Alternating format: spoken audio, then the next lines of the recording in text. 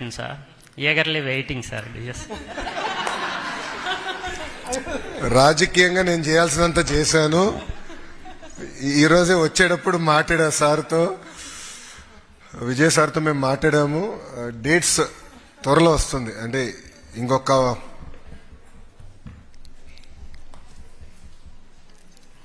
5 రోజులు నోటిఫికేషన్ విడుదల చేయబోతుంది.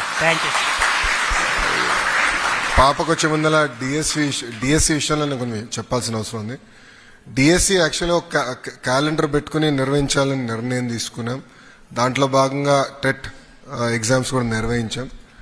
అదైన తర్వాత ఏబీసీ క్లాసిఫికేషన్ వర్గీకరణ విషయం కోర్టులో వచ్చిన తర్వాత అది ప్రక్రియ పూర్తయిందా చేయాలని ఒక నిర్ణయం తీసుకుంటాం జరిగింది.